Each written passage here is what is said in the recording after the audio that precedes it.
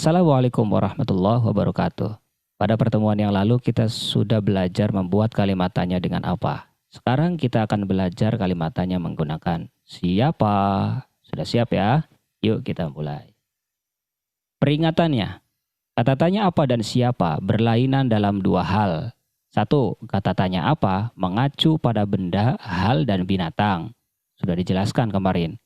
Sedangkan siapa mengacu pada manusia saja, hanya pada manusia. Ya. Yang kedua, kata tanya apa dapat berfungsi semata-mata sebagai pemarkah kalimat tanya. Sedangkan siapa harus menggantikan nomina dalam kalimat. Nanti akan paham ketika melihat contoh. Oke, kita lihat. Materi siapa, perhatikan. Kata tanya siapa dapat dipakai dengan 4 cara. 4 cara ini ketika adik-adik ingin membuat kalimat tanya dengan siapa, bisa dipakai salah satunya saja. Ya bisa keempat-empatnya juga nggak apa-apa. Tapi ini sebagai cara saja supaya adik-adik tahu. Cara yang pertama. Siapa dapat menggantikan objek tanpa mengubah urutan kata. Awas, tanpa mengubah urutan kata. Asalkan tempatnya sama dengan objek yang digantikannya. Contoh, ibu mencari padahlan. Ibu subjek, mencari predikat, padahlan objek. Objek akan diganti dengan siapa. Lihat, ibu mencari siapa? Tanda tanya, awas, ada tanda tanya. Jangan lupa nih. Contoh kedua, dia mencubit Tini. Dia sebagai subjek, mencubit predikat, Tini objek. Objek akan diganti dengan siapa. Menjadi dia mencubit siapa? Tanda tanya. Nah ini cara yang pertama. Adik-adik bisa berlatih dengan cara yang pertama ini. Cara yang kedua, jika siapa sebagai pengganti objek diletakkan di awal atau di muka kalimat, seluruh hubungan kalimat seluruh bangunan kalimat berubah. Awas, bukan berubah ya, berubah. Dan siapa menjadi predikat.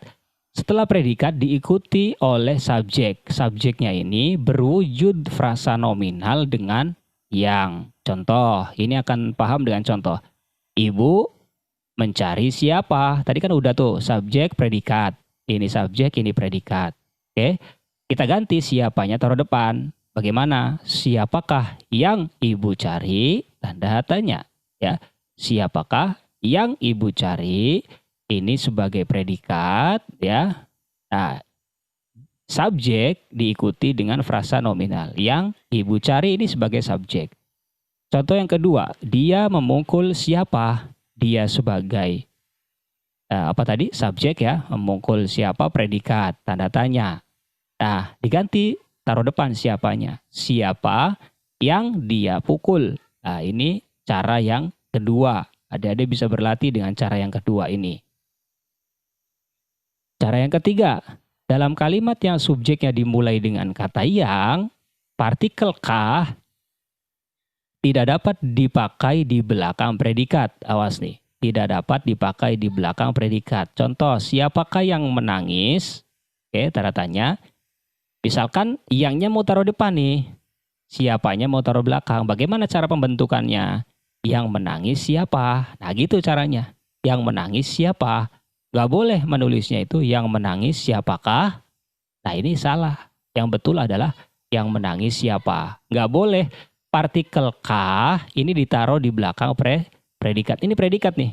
Ini gak bisa siapakah itu di belakang predikat. Contoh yang kedua, ini emang agak sulit ya. Jadi contohnya agak banyakan. Siapakah yang menulis cerita ini? Tanda tanya. Gitu kan. Ini menulis kan predikat nih. Yang taruh depan. Yang menulis cerita ini siapa? Nah ini boleh. Ya benar nih. Tetapi yang menulis cerita ini siapakah? Tanda tanya ini salah. Karena ada partikel kah. Ya karena partikel kah ini tidak bisa di belakang predikat.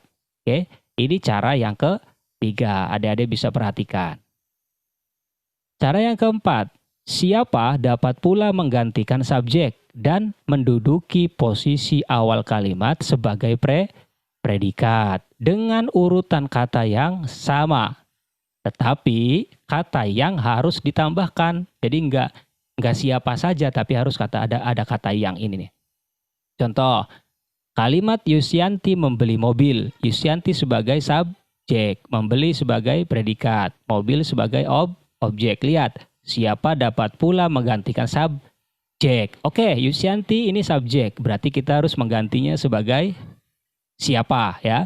Tetapi harus ditambahkan dengan yang. Contoh, siapa yang membeli mobil. Lihat, membelinya tetap membeli, mobilnya tetap mobil. Hanya diganti siapa dan ditambahkan kata yang gitu ya. Siapa yang membeli mobil? Tanda tanya di predikat subjek. Contoh yang kedua, Pak Lampu minta ikan. Pak Lampu subjek, minta predikat, ikan objek. Nah, ini subjek akan diganti dengan siapa dan ditambah kata yang. Contoh, siapa yang minta ikan? Tanda tanya gitu ya. Ini cara yang keempat. Nah, adik-adik tinggal pilih cara yang pertama, 2, 3, atau 4 ya. Kalau keempat-empatnya itu lebih baik karena berarti wawasan adik-adik akan bertambah. Oke, tugasnya apa?